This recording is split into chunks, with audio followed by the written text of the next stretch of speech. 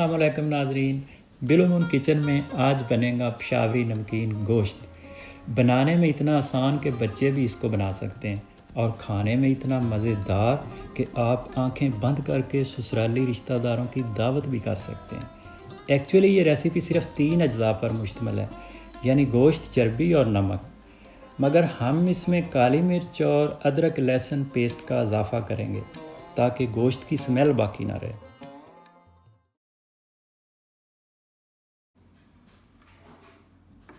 जी, तो नमकीन गोश्त बनाने के लिए 1.5 किलो मटन लिया है मैंने, 1.5 kg, और 1.5 टीस्पून नमक। आप अपने टेस्ट के हिसाब से कम ज़्यादा कर सकते हैं। और 1.5 टीस्पून काली मिर्च, 3 टेबलस्पून ऑलिव ऑयल लिया है मैंने। आप कोई भी कुकिंग ऑयल ले लें, बकरे की चर्बी ले लें, दुम्बे की चर्बी ले लें, कोई भी फ़ैट आप ले लें जो भी आपको पसंद हो। और इसमें जाएगा 2 टेबलस्पून अदरक लहसुन पेस्ट और अदरक। इसको दरमियानी आंच पे हल्का गोल्डन ब्राउन करके साथ ही गोश्त शामिल कर देंगे।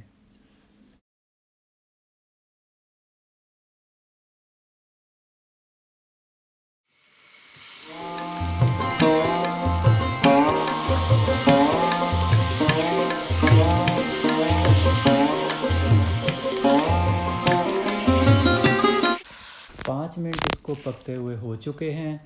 अब मैं इसमें 1.5 टीस्पून नमक और 1.5 टीस्पून ही काली मिर्च शामिल करूँगा।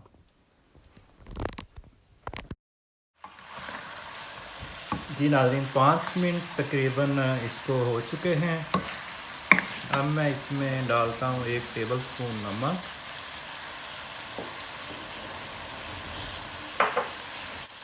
और काली मिर्च 1 टेबलस्पून।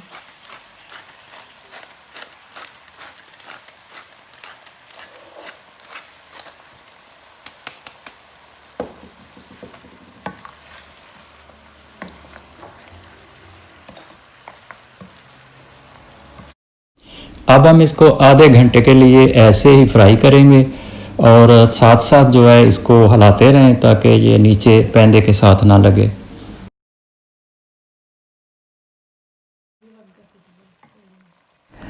जी जनाब, तो आधा घंटा इसको हो चुका है। ये अपने ही पानी में अभी तक पक रहा है। ये जो पानी आपको नज़र आ रहा है ये गोश्त का अपना पानी है। तो अब मैं यूँ करूँगा कि इसमें 1 कप और पानी का शामिल करके ऊपर से इसको ढाँप दूँगा और फिर ऐसे ही ये 40 मिनट तक पकता रहेगा। जी, तो पानी डालने के बाद 40 मिनट इसको हमने फिर दोबारा पकाया है। टोटल टाइम अब तक जो इसको लगा है वो 35 मिनट पहले और 40 मिनट ये, यानी 1 घंटा और 15 मिनट इसको लगे हैं। अब हम इसको चेक करते हैं। गोश्त हमारा अच्छी तरह से गल चुका है। ये देखें, मैं इसको छुरी की मदद से काट के देख रहा हूँ। ये बिल्कुल ज़बरदस्त किस्म का गल चुका है।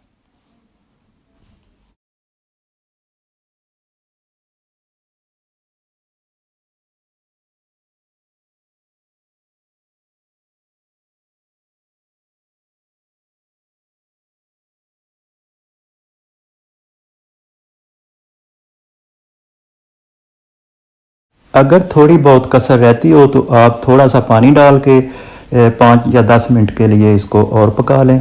एक्चुअली ये आपके गोश्त पे भी डिपेंड करता है, थोड़ा पहले भी गल सकता है, थोड़ा और टाइम भी ले सकता है।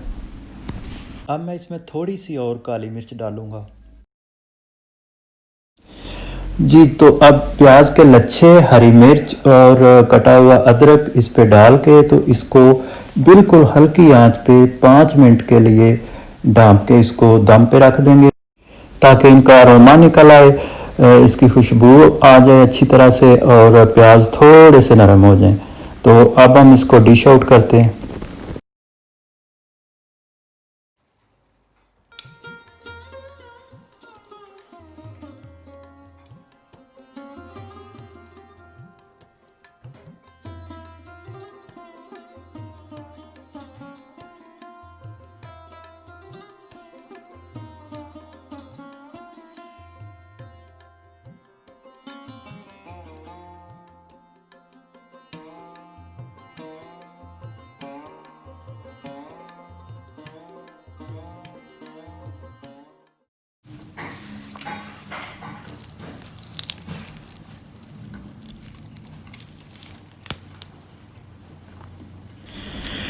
मेरा तो भूख से दम निकल रहा है, मैं तो अभी खाऊंगा, बल्कि ये सारा ही खाऊंगा। तो नाज़रीन, आप भी अगर चाहते हैं ईद पे गोश्त खाना तो फिर सिर्फ यही बनाएं। आप कोशिश करें कि नमक और फैट इससे भी कम डालें। इससे आप जितना भी खा लेंगे आपको महसूस ही नहीं होगा कि आपने कुछ खाया, फ़ौरन हज़म हो जाएगा। बार बार पानी भी नहीं पीना पड़ेगा आपको। अगर ज़्यादा स्पाइसी बनाएंगे तो फिर पानी पिएंगे बार बार और फिर आपका मैदा भी ख़राब होगा। हज़रत अली अलैहिस्सलाम का कौल है कि जो 40 दिन तक गोश्त नहीं खाएगा वो बादिखलाक हो जाएगा। तो आपसे भी गुजारिश है कि 40 दिन में एक बार कम अज़ कम गोश्त ज़रूर खाया करें। Thank you for watching. खुदा हाफिज़।